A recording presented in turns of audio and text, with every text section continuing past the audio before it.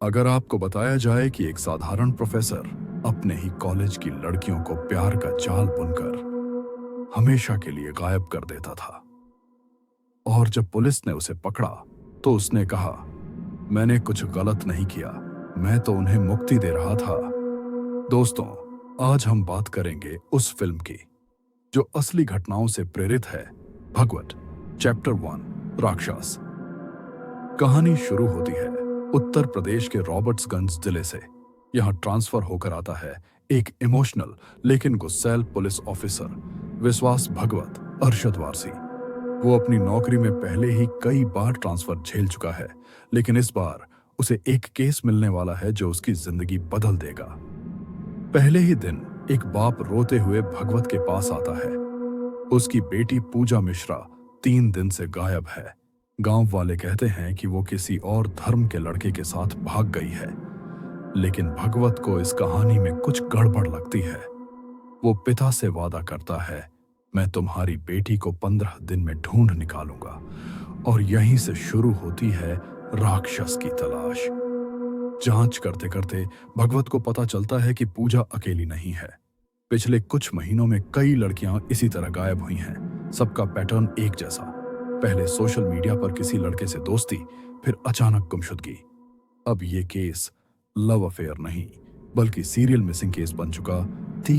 या दूसरी तरफ कहानी में आता है एक शांत सुसंस्कृत प्रोफेसर, समीर जितेंद्र कुमार।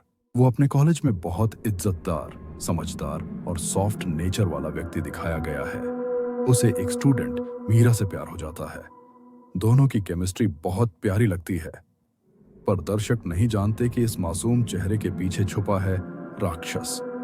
मीरा अचानक गायब हो जाती है, उसका मोबाइल स्विच ऑफ, परिवार परेशान, लेकिन पुलिस को कोई क्लू नहीं मिलता। धीरे धीरे भगवत को समझ आता है हर केस के पीछे एक ही साया घूम रहा है, और वो है सतीश उर्फ समीर। फोन रिकॉर्ड्स, एटीएम कैमरे और कॉल डिटेल्स से एक पैटर्न उभरने लगता है। हर गायब लड़की एक कौशल्या नाम की महिला से भी जुड़ी थी। वो असल में लड़कियों को शादी या नौकरी का झांसा देकर दलालों के हवाले कर देती थी। धीरे धीरे केस ह्यूमन ट्रैफिकिंग और मर्डर के बीच झूलने लगता है। भगवत बार बार अपने सीनियर्स को सबूत दिखाता है, पर उसे हर बार जवाब मिलता है, पॉलिटिकल प्रेशर है, चुप रहो। वो सिस्टम से अकेला लड़ता है, लेकिन रुकता नहीं। उसकी ड्यूटी अब मिशन बन चुकी थी। एक दिन भगवत को सबूत मिल जाता है कि समीर ही असली कातिल है, लेकिन जब वो समीर को गिरफ्तार करता है तो समीर बड़ी ही शांति से कहता है, आप गलती कर रहे हैं इंस्पेक्टर साहब, वो सब अपनी मर्जी से मेरे साथ आई थी। उसकी आंखों में न कोई डर न पछतावा, बस एक ठंडी मुस्कान। और यही फिल्म अपने टाइटल पर उतरती है, राक्षस, यानी वो राक्षस जो इंसान के रूप में छिपा हो। अब कहानी कोर्ट तक पहुंचती है। समीर खुद अपनी पैरवी करता है, कानून की हर बारीकी का फायदा उठाता है। भगवत के सारे सबूत टेक्निकल एरर में रिजेक्ट हो जाते हैं। एक वक्त आता है जब ऐसा लगता है कि न्याय मर गया है। समीर कोर्ट से बरी हो जाता है। भगवत उस पर गुस्से में टूट पड़ता है, लेकिन रुक जाता है, क्योंकि वो जानता है असली जंग खत्म नहीं हुई। आखिरी सीन में भगवत कहता है, राक्षस मरा नहीं है, बस चेहरा बदल लिया है। कैमरा धीरे धीरे दूर जाता है और बैकग्राउंड में एक नई लड़की किसी अनजान नंबर से मैसेज पढ़ती है, यानी कहानी का अगला चैप्टर बाकी है। भगवत चैप्टर 1, राक्षस एक डार्क और रियलिस्टिक क्राइम थ्रिलर है। इसमें छोटे शहरों की सच्चाई, पुलिस सिस्टम की मजबूरी और अपराधियों की चालाकी सब दिखती है।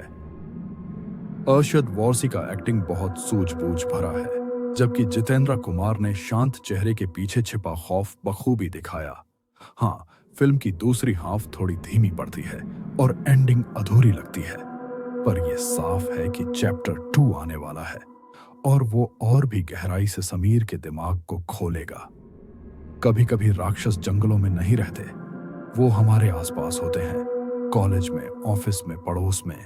बस चेहरा इंसान का होता है, पर अंदर से वो राक्षस होते हैं। अगर आपको ये कहानी पसंद आई तो वीडियो को लाइक करें और ऐसे ही डार्क थ्रिलर एक्सप्लेन वीडियो के लिए चैनल को सब्सक्राइब जरूर करें।